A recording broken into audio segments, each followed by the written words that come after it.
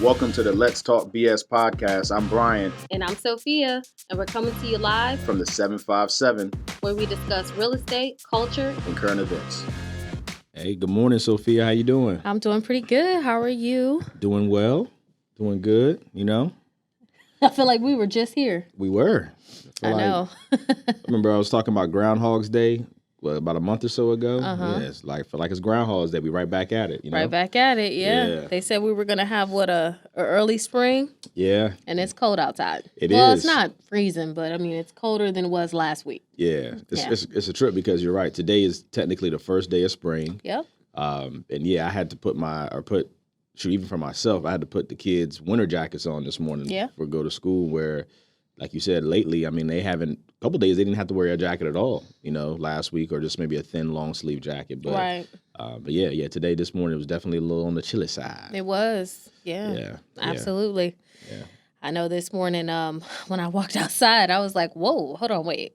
Should I go back in and get a jacket? But I didn't. Yeah, because for me, Tuesdays is the days that the trash and recycling come. Oh. Yeah, so I, take the trash cans take the trash cans. Cause they come out my neighborhood really early. So it's like, because I normally go to, like, I didn't go to the gym this morning. I was just like up last night. I was like, I just didn't feel it. Yeah. I'm about to go on vacation. So I was already in vacation mode. So I was like, should I get a quick pump before I go? I was like, I'm going to go ahead and sleep. Yeah. But yeah, so this morning though, I normally, when I'm coming home from the gym, it's like 6:30. I normally take the trash cans to the curb on Tuesdays. But this morning it was like 6:30. I'm like, oh man, I need to hurry up and move the trash cans for the trash. Isn't it funny? Because like when I have to take the trash out, right? Yeah. On Fridays. So what happens with me is mine comes on Friday, and on Thursday night, I keep telling myself like, you gotta take the trash out. I got to take the trash out. Then something happens, I forget, right? So Friday morning, when they come at the butt crack of dawn, they come. Hold on. You said the butt crack of dawn? Butt crack of dawn. Hold on. Let's not gloss over that part. You call it the butt crack of Yes. dawn? Oh, man. That got to be Michigan. That ain't VA. Butt crack of dawn. Of course not. Okay. But anyway, when they come super early in the morning, you can hear it. It's like like you fighting against time now. Yeah. That's the way it got to the point where the trash people would come and get my trash cans like for me. They would just come and like be like, here, I got it. Oh, for real? They would come up to the house and do it? When we meet each other outside. Oh, wow. Yeah. They felt sorry for me. I feel you. Yeah, so it's crazy. So for me, like my bedroom is at the front of the house, like as far as like upstairs. So like it faces the front of the house, right? So I can hear what's going on, on the street when, like you said, when the trash company or the trash people coming to pick up the trash cans or whatever. So there's been plenty of times where before, not anymore, but beforehand, like it'll start and I'm waking up, oh man, I gotta hurry up and, jump out there and take the trash out or whatever. But My house is my bedroom is like on the side and it wraps to the back of the house. Yeah, me too. Yeah, so like a bathroom and all that ends up being the back of the house, but like my bathroom's the front of the house. Okay, so we probably ours got opposite. Reverse. Yeah, so like the way my bedroom, it basically goes from the front of the house and then it wraps around to like halfway to the middle of the house. Because I got a pretty for my house, it's a pretty big bedroom, surprisingly. Yeah. But that side of the house, I can hear everything. It's like yeah. Me too. Everything on the street, it doesn't matter. Yeah, I hear music because I live on the main street of my neighborhood. My neighborhood's it's a pretty decent sized neighborhood. You know what I'm saying? So anytime, like even like on Saturday nights, I hear like some young, because I got like a lot of teenagers in our neighborhood as well. So I hear them coming through the neighborhood with loud music. You know what I'm saying? So I hear that all the time, or whatever. But yeah. So the trash. Needless to say, I had to take the trash out this morning, and I was just making sure that that I didn't miss it. Because when you miss it, man, it's like, dang, the trash be stuffed. Then I normally have to like go and like take the trash like to another trash can because I'll never miss it. Yeah, I never miss it either. There's been a handful of times where I have missed it where I had to, I mean, because I got like and also like recently when we went last a week and a half ago, we went down to the Outer Banks. And so we had ordered like a whole bunch of stuff for the house, like sheets, like new plungers and stuff. So they all came from like Amazon for the most part. So we had like, a whole bunch of boxes and things that we put into, the trash can or whatever. Yeah. So I couldn't afford to miss this week because everything was like packed to the top. You know what I mean? And then I'm going out of town. So it's like I don't want to leave that on my parents to have to worry through that and work through that. True.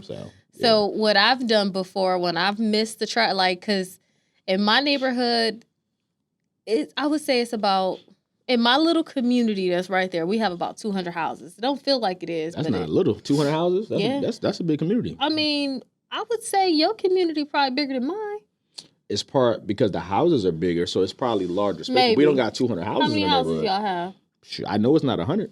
I would say maybe the high, like 80s, maybe around 80s around there. Okay. I have to look it up, to be honest with you. I know it's in the HOA docs. I got to look it up. Yeah. But yeah. So we only have like it's basically 2 U's of home. Yeah. Basically, it is a dog park in the middle. Yeah. So it's and that's it. Yeah, the area is not that big. It's not that big. I mean, it's a good amount of 200 houses is a good amount of houses. Yeah. Sure. So what I'll do is, if I miss my section of the neighborhood, I'll ride around and find the other section of the neighborhood where they are and be like, hey, can you come back over? And they'll come. That's funny. I've done that like twice. That's funny. Yeah. Because it takes some time to get through. Usually everybody has about 2 trash cans full of material or whatever. So what I've done is I normally, like, if I miss the trash for whatever reason, there's been times where, like, I think it was just like it was, because a holiday falls on a certain day and like it comes, like it's been kind of just a weird situation. Communication, we don't never really know. Like everybody in the neighborhood would be like, when it's what's a holiday, going on? it's like, yeah, it kind of throws everything off. You don't know if they're coming this day or coming that day because they were off. So, whatever. Anyway, the times where for whatever reason I do miss it, there's a school like literally in the front of my neighborhood. And so I'll just go up there. They got a big old trash can. I'll just take, because typically it's a lot of boxes is what we have. You know what I mean? So, like we order, like just Amazon stuff. Even like we order food. I'm pretty sure folks out there probably heard of like HelloFresh and Gobble, where you can order the box of food and now you can make it, but they have the pre-portion for you. So it kind of makes things easier. So we do that sometimes as well. And so that obviously garners a lot of trash. And so, with that, I'll just go to the school and dump it, there or whatever if I miss it, But yeah, so start of spring today, right? First day of spring. First day of spring. It's a shortened week for us. We typically record on Fridays.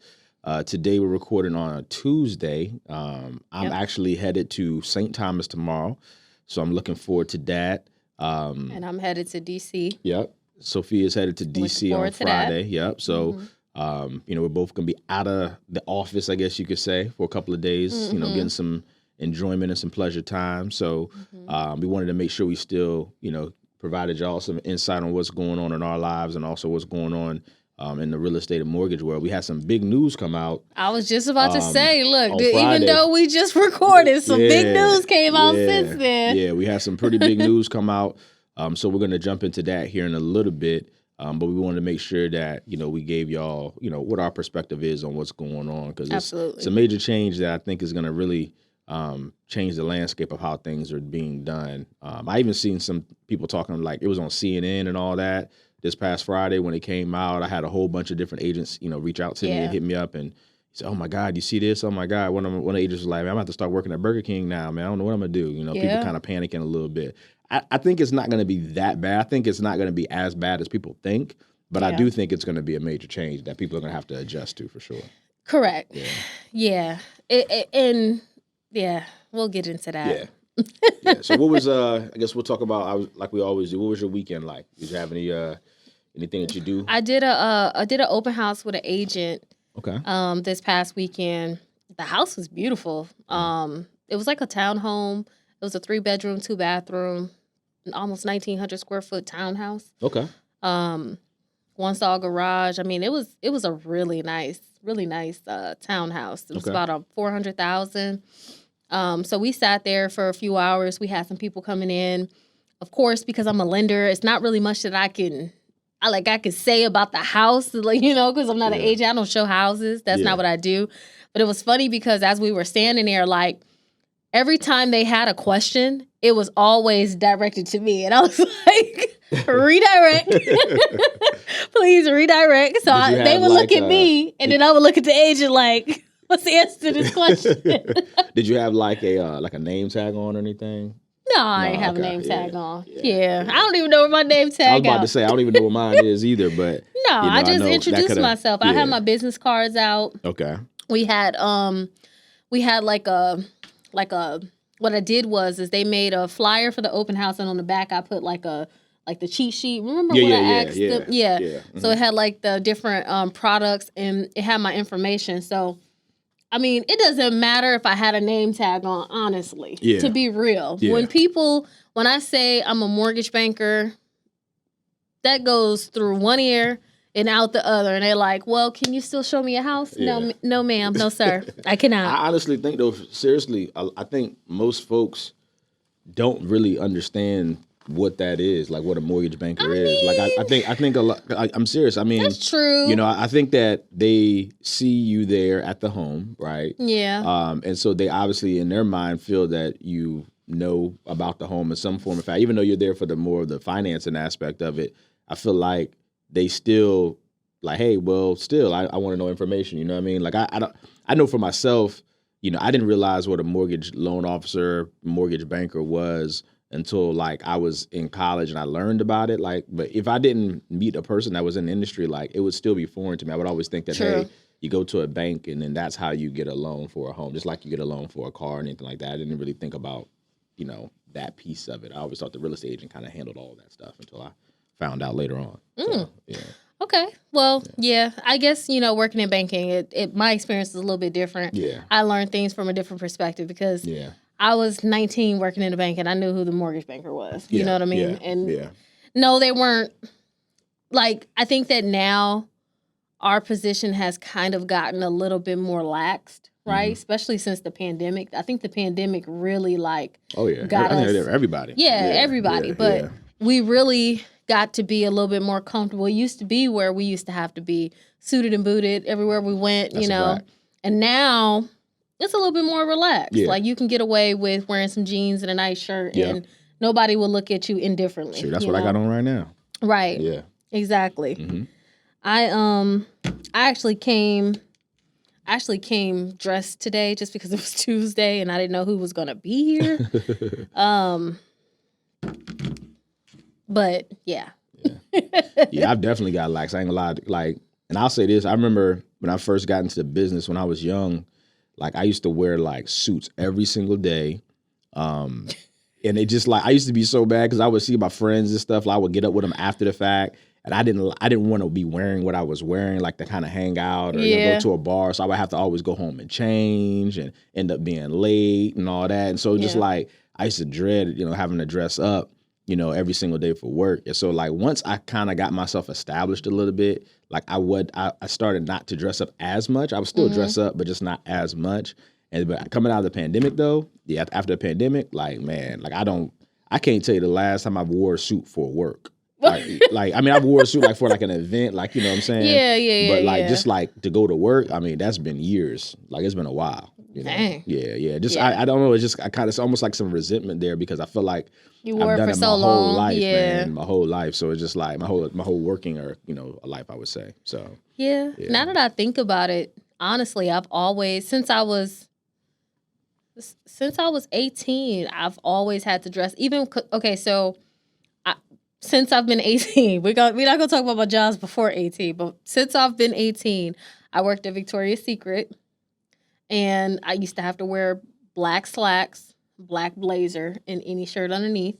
And then I went straight to Chase. And at Chase, you had to dress up. And then I went to Wells Fargo, had to dress up. Then I went to Navy Federal, had to dress up. And now I'm here at Atlantic Bay, have to dress up. So all my adult life, I've had to dress up for work. I've never had a very casual type of employment. Yeah, me too. I mean, the mortgage space, I mean, that's all I've ever done. And it's, you know, business is, you know, that's what you're supposed to dress like. You know? But I feel like you said, it's gotten laxed over the years, man. You know, and honestly, it's not as much face-to-face interaction as it used to be. Yes, true, too. So, you know, a lot of times, you know, you're even doing in stuff on the phone. Space. Yeah, you can doing stuff on the phone. Yeah. I mean, it's just a, you know, a different time that we're in now where I think just that presentation isn't something that is as needed anymore. That is true. That is true. Yeah. It's funny because when I get people who say, hey, can you meet me at the office? I'm like, well, Fridays is my day. Yep. Now you just say, hey, I'm already going to be there on Friday, so I'm just going to, you know. Yeah, because everything, I mean, my perspective on that is nowadays everything is pretty much set up for you to do everything online, right? Yeah. And if you have a tight window of closing within 30 days, if you have all these different, if you want everything mailed to you, chances are you will not close in that time frame. Yeah. So you got to either get on the boat or jump off the ship. Like, it's just, it is what it is. So, you know, I can meet you at first and you can come in and we can do everything in person. But then from there on out, almost everything is going to be done electronically. Yeah, that's true. Almost everything. That is true. So I feel like you should get used to utilizing that online system so that way it becomes familiar each time you have to use it. Yeah, because I know when I first started, I mean, pretty much the initial conversation probably was on the phone. Do you know what I mean? Because we used to do a lot of cold calling. But I know like 80, 90% of the applications that I took back then, I mean, the applications were face-to-face. Like we would always talk on the phone to set up, hey, when is the time you can come by the office? Correct. And then from that point, I mean, obviously you want to be dressed because you're, you know, you want to be dressed a certain way to make sure you know, present yourself in a way. So, I mean, we took applications, you know, in person. Now I would say the total opposite of that. Now I would say, you know, 80, 90% of the applications I do are all online and virtual. Correct. You know what I'm saying? And back then, the smartphones were just coming out. Yeah. We really wasn't utilizing them the way that we do now. Like everything is online. Your bank accounts are online. All your social media. I mean, there's nothing that you can't do with your phone. Yeah. I mean, shoot, and even now with, I mean, now AI is starting to become prevalent as well. That even is taking it to another level. Yeah, you know what I'm saying? Exactly. Where you got people, you don't even have to like, now, you know, we're in the era where you don't even have to like respond with your own words. Like you can just kind of like, you know, tell it what you wanted to say and it'll come up with a whole list of things. Yeah. So it's crazy, man. It's crazy the times that we're in and how things are. If you just look back 10, 15, 20 years. I know sometimes you're in it, so you're always just adapting. But if you actually take a second and look back and see how things were compared to how they are now, it's a lot has changed. A lot has changed. Yeah. So. Yeah. It is a lot different. But you said this weekend, you said you didn't. Nope, go in that direction. Just kind of just open house, and then I cleaned. Pretty much relaxed. I really wasn't doing too much this weekend just because I knew that this upcoming weekend I would be gone. Yeah. But it was funny because it's only me and my oldest daughter that's going where we're to DC this weekend, and so this morning I was having a conversation with Jada, the middle baby, and I said something like. I told her I was going to do her hair a certain way. So then that way she can be able to kind of manage it herself while I'm gone. Yeah. And so she was like, what? Like I was like, we had this conversation. I'm going out of town. She was like, so you can't just like cancel your trip? I was like, what? No. She was like, so... is there a reason why you have to go? Like, you can't do this at another time? I was like, we're going. You will be here. That's funny. That's funny. Kids is funny, But she basically wanted me to cancel the trip. That's funny. Yeah. That's funny. Kids are something. They are very, very hilarious. Yeah. And she said that she wanted to come, and I was like, no, you can't come on this trip. Yeah. I said, when your time comes, when it's time for you to get to this stage, it'll just be me and you too. There you go. Know? Yep. But she don't understand that sometimes. She'll understand it later though. Yeah. For sure. What about you? What was your weekend like? This weekend, pretty much kind of very similar to what you said, just a relaxed weekend with us getting ready to go out the country actually. Or not out of the country, we're out of town. Because St. Thomas, I think Virgin Islands is still considered, you know, U.S. territory. But it is. Yeah, we just kind of relaxed, cleaned up a lot, you know, got the house prepared for my parents because they're going to be the ones watching the kids in our absence. I went to a birthday party. It was cool for my son. He got invited. One of the kids on his basketball team turned 7. So we went to the birthday party, which was pretty cool. It was funny. Actually, it was in an area in Chesapeake that I've never been before. I feel like because I grew up here, I've been pretty much everywhere. I mean, it's kind of like Western Branch area. Oh, okay. So I know like the overall area I've been before, but like this specific neighborhood, I've just never seen it before. Wait, hold on. Wait, back up. Okay. This kid goes to your kid's school? No, he was on the basketball team. Yeah, it was on the basketball team with each other. I was like, whoa, that's a distance. Yeah. For every day. Right. Yeah. Once a week, okay, but I had to think about that. Okay. Yeah, they're on the same basketball team. Okay. And so they so we went to the birthday party. It was fun. My son, really enjoyed himself. It was a nice day on Saturday as well. So the party was outside, pretty much right in their front yard. They had like the big bouncy house, and then they had like the like a video game truck come by so the kids can play video games and, do that thing, which was pretty cool because my son, he's never really played video games. Like, he'll play his tablet, but not like actual video games with a controller and everything. Oh, okay. So he knows how to play like Mario Brothers on the tablet, but just not not on like a controller.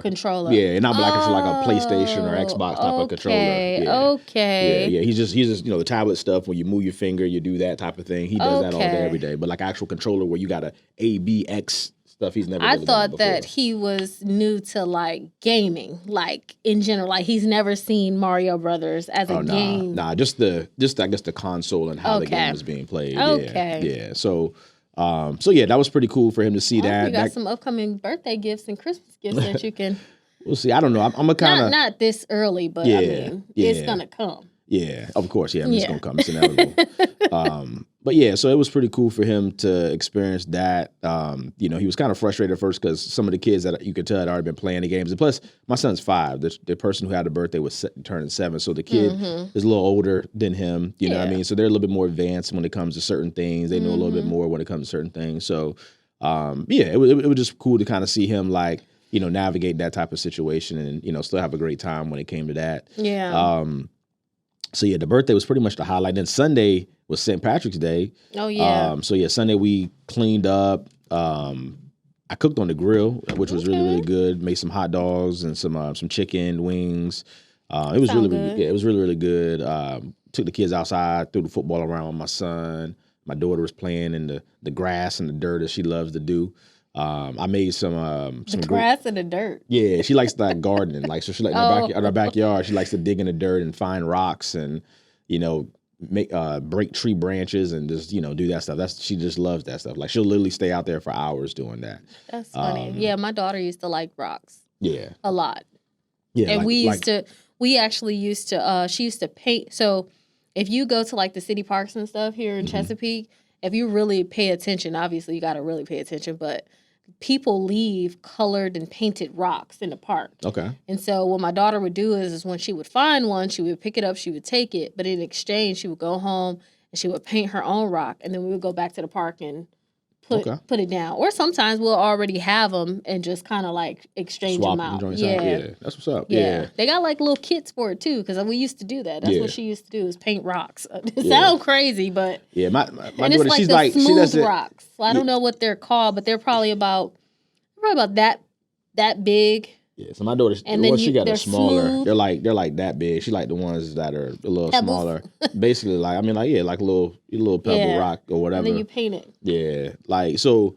I mean, it's weird because she doesn't really do anything with them. She just likes to like play with them outside, collect them, and then she has a collection of them in the house. She has, it's just a whole bunch of rocks and like even like acorns and just little stuff, man. So that's her thing. Yeah. But yeah, we did that on Sunday. Made some green beers, Brooke and I. How do you make green beer? Oh, you put dye in it. Yeah, just put some green food coloring in it. Yeah, put some green food coloring in it. So that was pretty cool as well. That was kind of an idea I had because we did that when we like first started dating a long time ago. We had went to this bar on St. Patrick's Day and they had green beers, and so we did that for a couple of years. Never had green beer before? Mm-hmm. Yeah, we did that a couple of times, but like as we started having children and stuff, we kind of like stopped doing it, I guess you can say. So I know that when you're at home, you put the color in there and it turns it green. But like when you're out and about, does it change the flavor? Nah, I don't think so. Yeah, I think it tastes the same. Yeah, it tasted the same this time. I remember beforehand, I don't really recall it being like it really affecting the taste of the beer at all. Okay. Yeah. I was wondering if it was like a flavor to the coloring. I'm pretty sure they got that stuff too. Yeah. But the times I'm talking about, it was just literally, I'm pretty sure it was food coloring. Same thing that we did or whatever over the weekend. So, nice. So that was pretty cool. With St. Patrick's Day, I seen a lot of people participated here locally in the Shamrock Run. A couple of my buddies did that down at the beach as well. Yeah. So that was pretty cool. I'm gonna have to try to do that. I did that before a couple of times, but I'm thinking maybe next year I may try to participate in running it as well. That was something I've always told myself I wanted to do, is I wanted to run like either a half marathon or full marathon. So we'll see. That's one of them things on my bucket list. Yeah, that I'm gonna do. You know, I've always dread running. I've gotten better at it. I actually was like a week and a half ago, I ran 5 miles, which was the longest I've ran in a while. Like I typically would plateau at like 2 to 3 miles. Then I've been consistently running about 3 to 4 miles. But the other day my music was going, I had the right tunes on. You know how you running is like, you like, hey, I'm gonna go ahead and push this thing out. Yeah, I'm gonna push this thing out. Yeah, and I ran 5 miles. So that was my best I've ran in a couple of years for sure. But yeah, I'm gonna try to get me out there, man, and run a half marathon, which is 13 miles, which is a lot. So we'll see.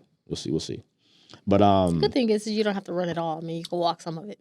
Yeah, but I'm gonna try to push myself. I'm gonna try to run the majority. I'm gonna try to just walk when I absolutely. Yeah, that's what I'm saying. I'm gonna have to absolutely like work and train for that type of thing. But yeah, one of Amaya's friends did the Shamrock last year. Okay. Someone she played volleyball with. Okay. Yeah. That's what's up. But yeah, that was my weekend, man. Just like I said, getting prepared for the trip. Yeah. So yeah. All right. Well, moving on. Yeah. in later news. Yeah. So there was one topic that I wanted to bring up that that I saw. I actually saw someone else speaking on it, and it kind of came to my attention and made me want to discuss it on the podcast. So one of the things in home ownership that you have to be aware of is something called capital gains tax, right? And capital gains tax are profits that you gain from various types of investments, which includes stocks, bonds, real estate, things like that, right? And so when you make a certain amount of money on those investments, then you have to pay what's called a capital gains tax. So it's not just taxed at your regular rate. It's called a capital gains tax. And the typical threshold is if you have an investment and you make $250,000 or more, you pay capital gains tax for a single person. And then if you are married and you make $500,000 or more, you pay capital gains taxes. Now, the rate is based on your income. There are some exemptions. You just have to look up what they are. But just as a general, statement, you are going to pay some capital gains tax. But in 1921, that was when the first capital gains tax that was introduced into the federal income tax system, right? And back then, the average sales price of a house was $6,300. Damn. Right? Mm-hmm. 6,000 100 years ago. Okay. Over 100 years ago, right? Yeah. So now in 2024, the average sales price to a house is $412,778. Dang. But yet, we still have the same capital gains threshold. So it's very easy for, if you bought a house, let's say your parents bought a house in the 80s and they sell it. It's very easy for them to have a capital gains tax implemented on that sale, because chances are either the house is paid in full or they're going to gain $250,000 or more, or maybe even $500,000, depending on if your parents are married or not. But there has not been a change in the capital gains threshold. So it's been $250,000 even since 1920s? From what I read, yes. Okay. I'm not a tax expert. Definitely reach out to your tax advisors for more specific information, but it's pretty much been the same. Yeah. That's crazy. That's crazy when you think about it, because it's the average home sale price has, I don't even know. What do you call it? The tilly. Like, you can't even say tripled. It's 10x, as they say, like 10x, like something. 20x, 30x. But there hasn't been a change, and I feel like, with the sales price or the average sales price that we have nowadays, like, there has to be a change to that capital gains threshold. Like, I feel like if it was up to me and I can implement that, I feel like it should be $500,000 for an individual, and then $1 million. Yeah. But of course, the government's all about making money. Yeah. So I don't know if that's going to change, because then that means less money for them to tax you on. Correct. But yeah, that's tough, man. Yeah. I've because I'm an investor in real estate, I've paid, like, I do everything through my business. So I haven't had to pay capital gains tax. Correct. Because that's typically, I think it's through your person. Correct. Individual. Yeah. But I mean, obviously I've paid taxes on, flipping and building houses through our business, through the corporation. So it's like, it is a lot, man. It's a lot. I mean, obviously my goal always is try to, go about it in a way, and having and as we mentioned before, a CPA or somebody who's really profound in that industry to be able to kind of, guide you when it comes to, trying to not to give all that money to Uncle Sam, man, because that's ultimately what it's about. I hear a lot of times people complaining about, like, people who avoid, like, you got these billionaires who, like, don't pay any taxes or whatever, but that's the name of the game for me. I mean, like, the name of the game, but what they say, if you knew better, you do better, right? Correct. Like, name of the game, man, is trying to avoid paying taxes. Obviously, you want to do it legally, right? But if there's ways, if there's a way to be able to put the money into this, to do this, to kind of move it here, and to be able to do things in a compliant way where, you don't have to pay taxes, I mean, that's the way to go. You know what I mean? So I'm all about learning. So on how to anybody figure that's those things out. self-employed has that opportunity to use those loopholes to manage the amount of taxes that you're paying. But when you work for someone, it's already set as a set amount. So you're always going to be taxed on the income that you earn. But when you're self-employed, you have a little bit of wiggle room. That's a fact. To manage that tax amount that you pay. Yeah. Another thing that I wanted to bring up was the Biden tax credit that he's trying to attempt to give. So I saw that too. So basically he's proposing that there's a new tax credit that would give first-time home buyers a $10,000 credit when you file. And it may be broken down into 2 years. So you may only get $5,000 the first year, $5,000 the second year. But then he's also proposing a separate $10,000 tax credit for current homeowners who sell their house, who sell their starter home, to then jump into a bigger house. And you get the same $10,000 tax credit. I didn't know that. I didn't know that's that second part. That's an incentive. I think they're trying to obviously get people to sell their houses. I know rates are higher right now, so that's just trying to give someone an incentive to sell the house, and we call those move-up buyers. When you bought your first home, and let's say you bought in the last couple of years, you got a lot of people who typically, they say that the average person, moves every 3 to 5 years. But you got a lot of people who purchased right before the pandemic or right around the pandemic who would have typically, looked at moving. Maybe their family's growing, maybe they had an opportunity, a job somewhere or whatever. But a lot of people aren't moving because of the rate, that they currently have, and because their monthly mortgage payment, is going to be the lowest it's ever going to be, right? And so they don't want to jump back out there. So being able to incentivize that, as far as with that tax credit, I think is a good it's a good way to kind of get people out there to sell their homes, so we can combat this inventory issue we have for the buyers that are out there, that actually are trying to move out and buy homes right now. So one thing that I can say is that anytime there's some type of proposal that goes into the government, there's always a chance that it may not happen. Correct. I just really hope that this time it actually goes through, because I feel like Biden kind of gave a lot of people hope when it came to the student loan forgiveness. And obviously there are some people that actually got the student loan forgiveness. If you worked in certain fields, you were able to receive it. But there are a lot of people who don't work in those fields, who still have low income, and who can't pay off these student loans. And it was stopped at the federal level or Senate? It was stopped in the Senate? Yeah, the Senate. I think the House passed it and stopped at the Senate level. And now they're pretty much in a standstill. We can't really do anything about it. That's why voting is important, man, because, your House representatives, depending upon who you put in those chairs, it's going to be, Democrat, Republican. I'm not trying to get into the weeds of politics, but, the representation is important because, whoever is heavily represented, a lot of times those are the ones that those rules get, signed off on and get passed through, Yeah, you just want to make sure that you're not just voting for a president, because the president doesn't really control some of the things that come through. From my understanding, the president only controls like war, right? They have that final decision if the United States has to be involved in a war. But as far as like laws and rules that happen in the government, I mean, that's the Senate, the Congress, the governors, the mayors, all the people who are locally, and that's how that's where you want to vote. Those are the most important voting times. Absolutely. A lot of people don't vote during those times. They just know about those election year every 4 years, but there's a lot of other elections that happen between that. Exactly. That Judges. go out there and vote. Yeah. All of that stuff is important, you know. And I know you just spoke on, I got a question for you, matter of fact, too, Sophia.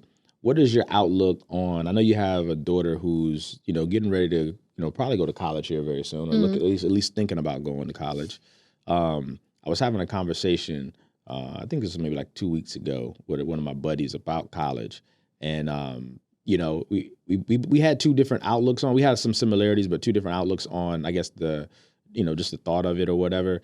But I see a lot of people are saying that, college isn't for everybody, which I agree. You know what I mean? Mm-hmm. But what is your outlook on college? Because, with the way things are now, I remember when we was growing up, a bachelor's degree was like, yo, if you got a bachelor's degree, then you can get a good job. Yeah, you can get yourself a good job. Mm-hmm. But right now, I feel like a bachelor's degree is equivalent to like a high school diploma. Like I feel like with a bachelor's degree, that really doesn't open up as much doors. I feel like it really starts at the master's degree level, to be honest with you, for you to be able to get a decent entry job that pays, what you can, pays enough money for you to. I don't agree with that. You don't think so? No, because you can not have a master's degree and make the money that it depends on the industry. Okay, is what I think.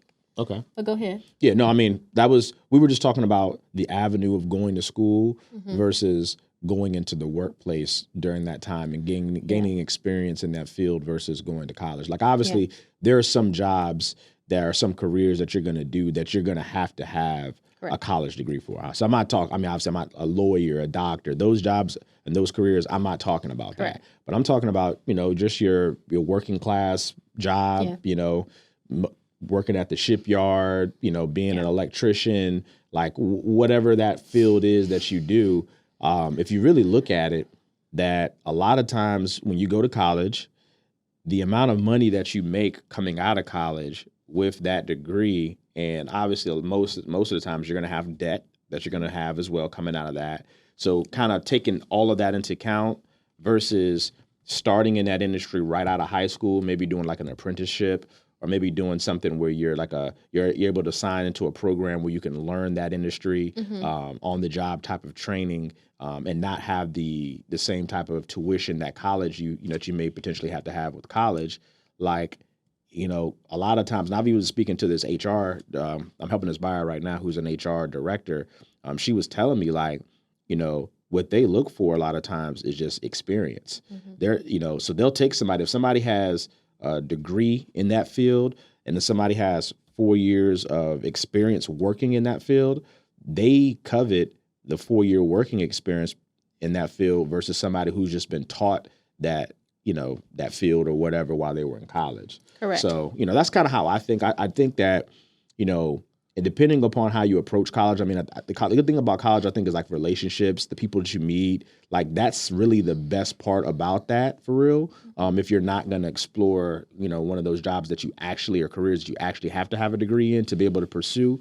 But if you're kind of working more so in a trade, or your job that you're doing doesn't require, an actual bachelor's degree, but maybe if you have that alternative experience in that job, I think that might be the way to go, man, because I see, just like what you said with student loans, man, you got people that are we're 30, I'm 37, you got people 30s, 40s, 50s that are still paying student loans, man. Your 4 years, and we see it all the time when we help people buy houses, you got people that are 50s and the 60s that are still paying on student loans. So for 4 years or 5 years or however long you were in college, you're now paying for this for 20, 30 years. To me, that just doesn't, and the job that you're doing, that just doesn't make sense to me. You know what I'm saying? Yeah. So I think that when it comes, I have different perspectives, and it really just depends on the avenue that you go towards, right? So I talk to my daughter about school all the time. We always talk about, college, what that looks like, what she wants to do, and things like that. And I always say, go to college, get your degree, get the degree, and then if you want to do something else and pivot, at least you'll always have something to fall back on. So when you turn 40, if what you was doing wasn't working, right, and all that experience that you gained wasn't getting you where you need to be, at least then you can pivot and go into a different avenue, and it's not going to be as hard, because then at least you can show that you have the degree. But see, that's at minimum. But that's my point. That's why I was saying I was talking to the HR representative. She told me that I agree with what you're saying, right? Yep. To an extent, but if you have that degree, and like you said, let's say you were doing other things that didn't utilize that degree, and like you said, hey, what you're doing doesn't work, and then now you're trying to get a job within that degree. Like the experience, what she told me was like the experience is going to outweigh a person with a degree. It does, but at the same time, so if they spent that same 4 years working in whatever and then didn't have a degree, they're going to look at that equal or even greater than somebody who has a degree who hasn't utilized that degree in that 10, 15 years of, whatever else they were doing. You know what I'm saying? Correct. Yeah. And in that case, yes. But in another case where you have went to school, got it, let's say you get a degree in social work, right? Mm-hmm. And then you got your degree, but then you say, oh, you know what, I want to be an artist. Mm-hmm. And you go and do that. But it doesn't work out because not all artists make it to where you need to be, right? Correct. But then when you figure out life and you become that adult that says, okay, I need to do something, and you don't have any experience in social work, right? You can't just jump into social work. You can't just become a social worker, right? That's true. So then you need to have that degree to fall back on. So then, it may be tough getting in that door, but it's better to have the degree than nothing at all because 100%. then you can't get into that window at all, right? Understood. So that's how I feel about it. Like, I'm not saying in every circumstance it's going to work like that. Yeah. Obviously, there's a lot of jobs that you don't have to have a degree, and that's fine. Yeah. But if at the age of 18, you said, okay, these are the avenues and they're not related, get the degree in what you think you want to be, but then you can go off and do something different. And if it doesn't work out, at least you have something to fall back on as opposed to nothing to fall back on. Because then what ends up happening is the individual that didn't make it in art, let's say something like art, right? What are they going to do? Then they're in their 30s or 40s trying to figure out like, okay, well, where do I start? Yeah. I guess I'm looking at it from the perspective of when you're 18, right? Oh, yeah. And you're getting ready to decide, hey, do I want to go to college and pursue this social worker's degree? Or do I want to actually get into social? Because you can get into social work without having a degree. You know what I'm saying? Like there's things that you can do that would allow you to be able to like go on to like apprentice programs and things that you can actually work, you know what I mean? And it doesn't require as much money out of your pocket or tuition that you're having to pay, and you can have that same experience. So that's what I'm saying. So even when you look back when you're 30 years old, if you have that on your resume, if you have 4 years of social work on the job working as a social worker, as a social worker assistant, whatever that role is, it may get you through that door.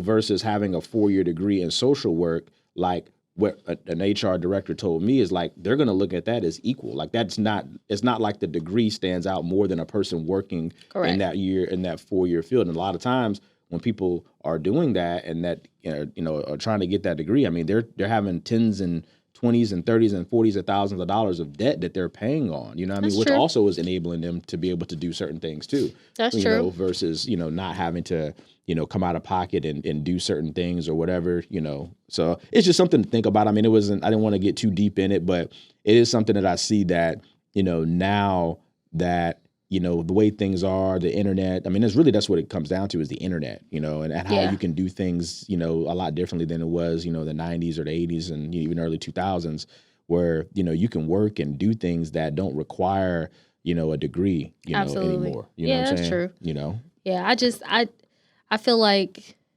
compared to other countries, we're already kind of behind, And I think that just furthering your education as much as you possibly can, even if it's, a bachelor's degree. It's better than, nothing. Yeah. I just think the only thing is that I hate it. I see it, and especially in our community a lot of times is like we want to get these degrees and I feel like they're not for the right reasons, right? I feel like we try to get these degrees sometimes, and it's like, hey, I got my bachelor, I got my master, I got my doctor's degree, but you're not even using it. You're getting these degrees just to say that you have these degrees. Correct. Now that's a whole nother conversation. Yeah, I get it. That's what I'm trying to say. Like that, but like that type of stuff to me, that's why I said if you're not going to college with a plan and with, hey, I'm going to do it this way. And even like when it comes to financially and how you maneuver that part of it, a lot of times people are just getting student loans, to try to get the furthest they can in education just to be able to say they have a doctor by their name or whatever. But when you look at what they're doing for a living, it's nothing to do with what the doctor degree is. And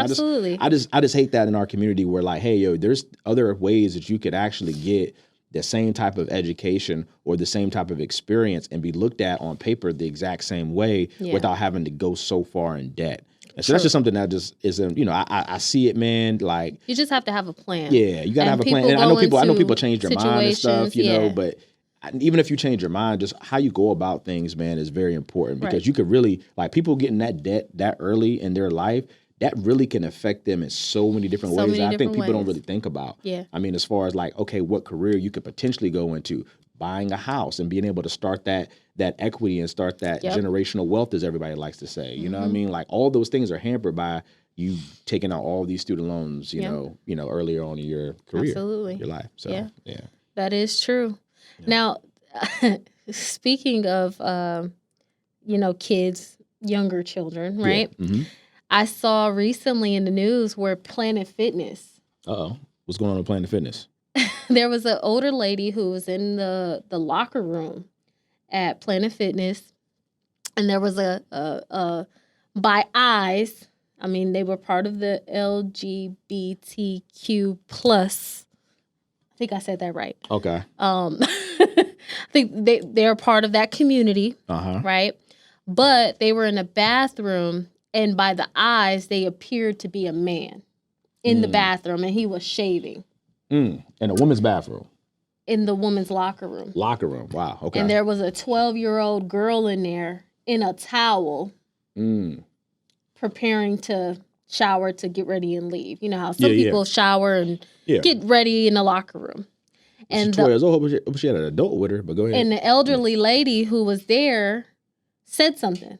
And she said, hey, why are you in this bathroom?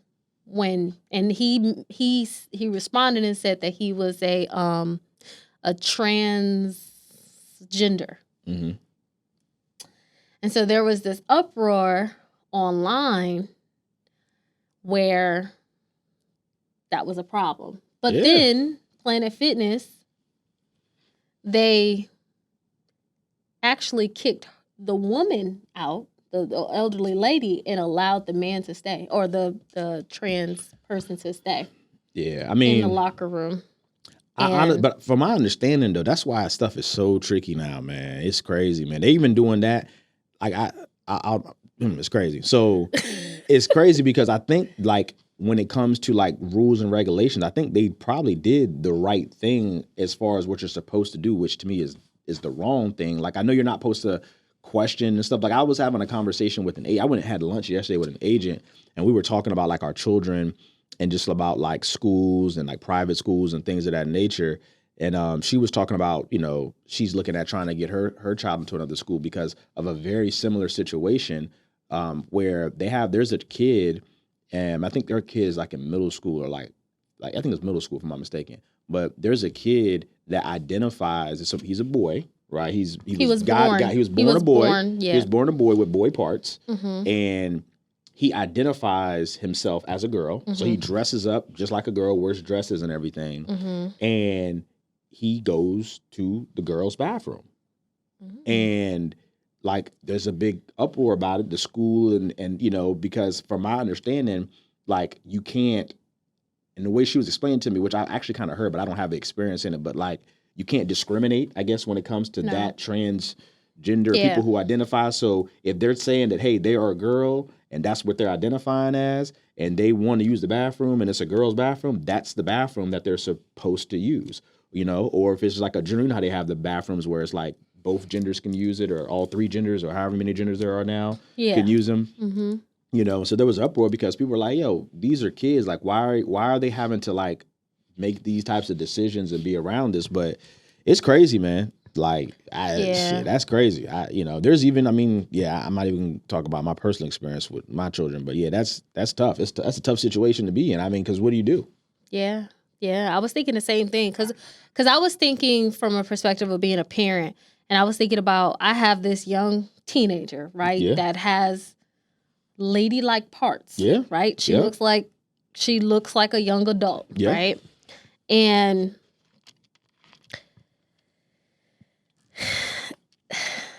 sexual desire can cause you to rise, in certain situations. And this child being naked in a towel in front of a man in a locker room, or even a trans in a locker room, I wouldn't want her to be in a situation where she doesn't understand. Because I'm the adult. I understand what's going on.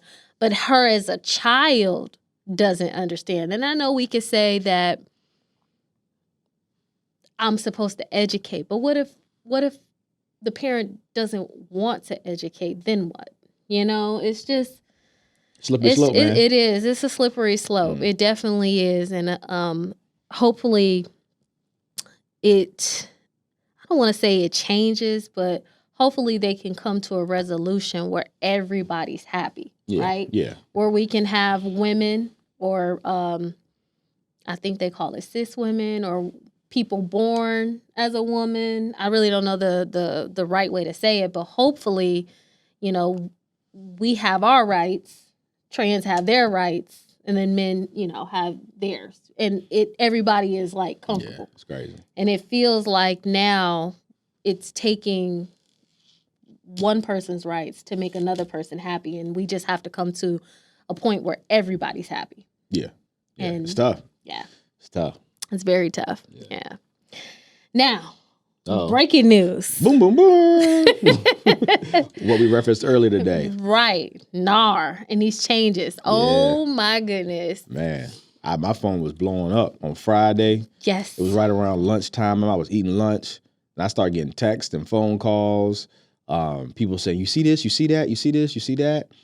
But yeah, NAR, the National Association of Realtors, they came to a settlement agreement. There was a big lawsuit that was going on, and they came to a settlement agreement. It was like over 400 million. It was like 418 million or something. Yeah, like that, it was. Yeah. Mm-hmm. Yeah. So within that settlement, though, there were some new, new ways that things are going to be being done. And that was something that we've kind of hinted about, for a couple of months on different episodes of the podcast. You hear a whole bunch of things like, hey, this is what's going to happen when we come out of this or whatever, once the agreement or once whatever was settled happened. So, the biggest, there's been a lot of little things that are going to be changing now. But the biggest thing that I saw was that the commission for an agent is no longer going to be on the MLS, right? And so the traditional way things have been for as long as I can remember is I think I saw it since 96. I think it was 96. Okay, so for a while. Yeah, for a long time. Mm-hmm. The way things have always been is that a listing agent meets with a seller. They go over like the cost of what it's going to cost to sell your home. Typically, the way it worked is just kind of throughout the industry. And here locally, I would say it was 6%. That the agents would be able to get paid on the transaction, right? And on your average home sales price, right? Exactly. So if you're talking about $1 million homes, their commission, they have their average too, but this is all in your average median, probably $1 million or less type home. Correct. Yeah. So it's 6%, and the way it would work is the listing agent would get 3%, and the buyer's agent or the agent that brings the buyer to purchase the home, because both of their jobs are equally important when it comes to buying and selling real estate. Can I make one correction? Yeah. So yes, it was 6%, but the way it was before was the listing agent would tell the seller, my fee is 6%. But because there are buyer agents, if the buyer agent brought a buyer to that house, that's what I'm saying. Then that's what I'm saying. I was saying it was 6% as a whole, but they were explaining how that 6% was going to be broken up. Correct. Yeah. Mm-hmm. So they would have a conversation with the seller, so the seller understood, what the costs were to sell the house, right? Obviously, the agent's fees, any closing costs that they may have as well. And then potentially, depending on the house, the market, the demand, you may also be asked to pay for the buyer's closing costs, right? Those are all things that a listing agent would prep a seller for, so they understood the different costs doing business, as they say, right? Correct. Now, the way it was typically put out there was on the MLS, they were putting how much the buyer's agent was going to get paid out of that 6% pie, Correct. right? So a buyer's agent, when they look at the MLS and they're getting ready to show a property to, their prospective buyer, they would already know what it was going to be, and obviously there's circumstances where sometimes it was 2%, sometimes it was 1%, sometimes it could be as an incentive 4%. But on average, it was pretty much 3%, especially if the listing agent was getting a full 3%. They typically kind of split that 6% in half if that was the situation, right? But now that information is not going to be able to be put on the MLS, right? So that knowing how much you're going to get paid commission-wise is going to be kind of, taboo, I guess they say, or in the dark, or you can reach out to the listing agent for every home that you see and ask them, hey, well, what is this going to be? What is that going to be? And that just kind of becomes a really big gray area because, a lot of times as a buyer's agent, they're going to want to know how much they're going to get paid. And they want to know that up front even before they show that house, right? Because nobody works for free. Yeah, nobody. And, real estate agents, they get paid in a commission based, world, right? So they don't get paid just to show houses. They get paid once houses get to the finish line. So you're going to have now where a real estate agent may not know, a buyer's agent may not know how much they're going to get paid until, that negotiation time frame happens, or negotiation time happens when, a person's maybe looking at putting an offer on a home, right? And then now that commission part, that could also be now more of a negotiation piece as well, right? And so that is going to kind of muddy the waters. You're going to have probably some buyer's agents, they're going to be reluctant to sell or reluctant to show houses if they don't have a clear understanding of what the commission is going to be, because that's going to influence their decision on what houses they show for buyers. Correct. I know a lot of times, even with my wife being a real estate agent, a lot of times what real estate agents do is, or realtors, including you as well, is when you talk to a buyer and go over what a buyer wants in a house, and after you've been pre-approved, you set them up on an automatic email, right? Where any house that comes up on the market that meets the criteria of maybe how many bedrooms, bathrooms, size, price point, city, location, whatever, anytime a house comes up, it's going to actually pop up into your email. So you're going to get it the same exact time as that agent that's helping you, so you can kind of look through the pictures and see if it's something that you want to actually physically go look at. Correct. Well, a couple of agents I talked to, they're like, hey, I'm not doing that no more. Because I want to basically filter through those properties before I bring it to that buyer's agent and make sure that I'm going to get paid a certain amount of money or whatever, right? Right. So it's just a very interesting situation that I feel, that it's going to start happening. I don't think it's going to be as bad as everybody, is anticipating, or like, everybody's like, oh my gosh, I don't know what I'm going to do, whatever. But I think it's definitely going to be a major change, and that's just one of the pieces that are changing in the within that settlement agreement. And I think it starts in mid-July, if I'm not mistaken, as well. Yeah, it does. Yeah. I was actually reading over the disclosures on Saturday. So when I was at the open house, I wanted to see what the disclosures look like. Yeah. So the agent pulled up the MLS, and we were looking at some of the disclosures, and one of them is like the standard. I can't remember what the name of the document is, but basically in there it just says that NAR basically implemented like, hey, we don't have nothing to do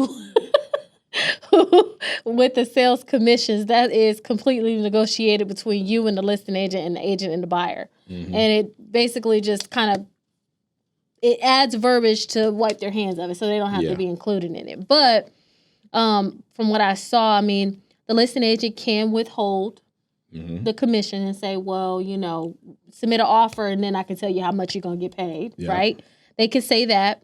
And then secondly, the biggest thing that I saw was that the VA, so veterans, they cannot pay commissions. Yep. And so that does, especially being in a heavy populated community with veterans and active military, that is going to displace a lot of buyers that's using that VA home loan because they cannot pay the commissions. They can't even pay a broker fee. They can't pay.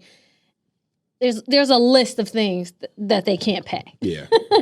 And so, if that listing agent isn't willing to give the the heads up that they aren't going to pay the fee, or if they aren't going to pay it, then that veteran can't move forward anyway, you know? So it's just, I don't know if that's considered discrimination. I'm not really sure, but it kind of sounds like it. Yeah, it does. I guess we'll see, you know, how that plays out. The only two options is either the VA is going to have to come after NAR for discrimination, or the VA just going to comply and update the non-allowables and allow VA veterans to pay that fee. But we will see come July. I mean, there's still some months in between now and then. where maybe some things come out, like you said. I mean, I think that's typically what happens sometimes too, is that once something big as this, you know, comes out and says, hey, this is how the new way of going about things, right? They normally, you know, push it out a couple of months so they can kind of work through maybe some kinks, maybe change some other minor things as well to kind of, you know, once it starts, you know, have a better landscape of exactly how things are going to be done. So, it's just very interesting. I think this is a monumental day in our real estate world. I seen it even on CNN. It made national news. Just you know, this change, which is a big thing. I mean, it's a huge settlement, huge amount of money, and a huge change. You know, when it comes to when you're thinking about something that's been done a certain way since '96. Right. You know, now we're, you know, close to 30 years later, and it's, you know, something that's changing tremendously. And you got people in our real estate world. I mean, I always say people, you know, in our real estate agents or realtors and brokers, like, you know, it's a big community, right? So you try to look out for each other. You know what I'm saying? But you got some people, man. I wouldn't even say some. Savage. You got a lot of people who they just looking out for I. Yeah. And so they're going to try to manipulate every situation to make sure they get the greater good out of it.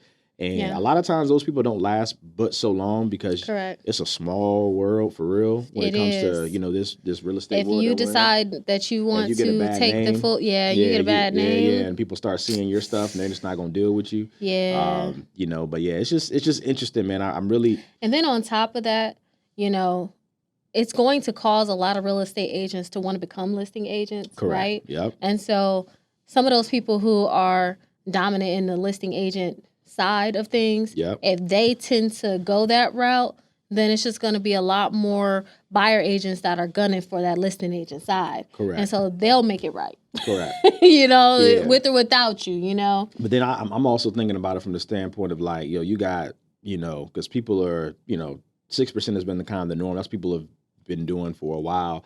But I think you're going to have listing agents that are going to be going out there, and they already do this now because they were able to do this beforehand, depending on how they went about it. But you can have a listing agent say, hey, look, you list your house with me, you know, you're only going to have to pay 4%, and say, hey, you know, customarily it was 6%, but we only got to pay 4%, and, you know, I'll figure out how, you know, we'll talk about it where I get 3% and the buyer gets 1%, you know, whatever.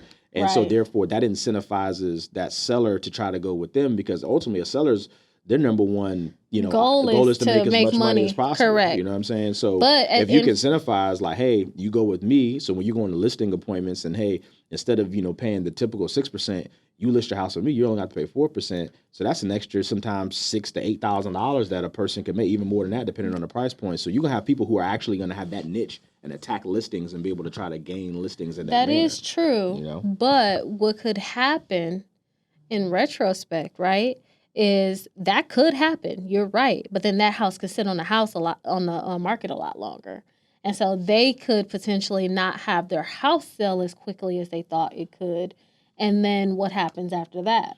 That's true. But I feel like it's going to take time to get there, because I still feel like here where we are, if you got a nice house, not even a nice house, we got a decent house, if your location, like we're still in an inventory shortage, right? Right. So we're still out here where there's houses. I just got a house under contract. I'm doing a mortgage for, that was, you know, they're guaranteed $10,000 over asking price. You know what I'm saying? Because this buyer was looking for a house in Virginia Beach at $400,000, which is like the number one thing that everybody looks for, right? So, you know, if you have houses like that are, you know, that show well and everything like that, I mean, no matter what commission split listing agent negotiates with the seller, there's going to be people who are going to want that house. I mean, that's just what it is. You know what I mean? So it's not going to sit if it's a prized possession. I think listing agents, they're going to know that. They're going to know what situation they can attack, you know, and have that method brought into. You know, if you're a seasoned real estate agent, you know what house is going to move quick.